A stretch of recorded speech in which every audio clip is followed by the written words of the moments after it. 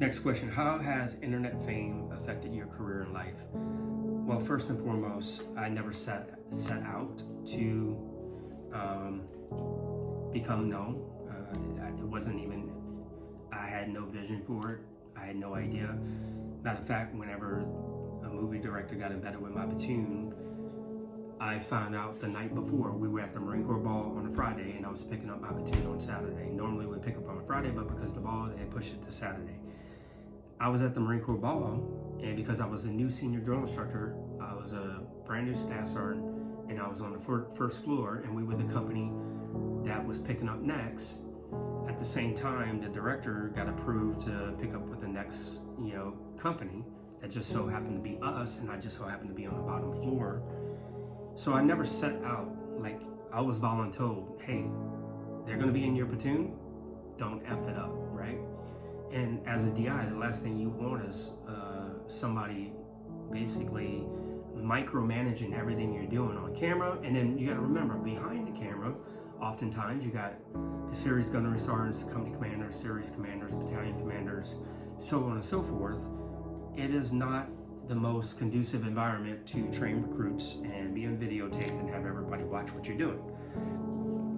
I said that to say this, that however, I believe that God knew who I was, what I stood for, and to me, hard work will get you there, but character will keep you there.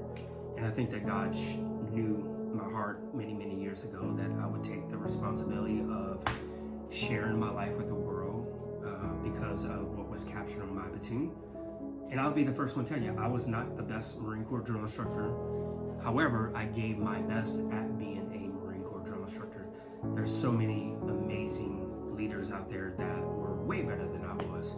I just so happened a small portion of my life was captured on film, and I've shared it with the world, and that has led to people knowing me. I wouldn't call it fame, I would just call it that a small portion was captured and people know who I am. Now with that responsibility comes power and authority.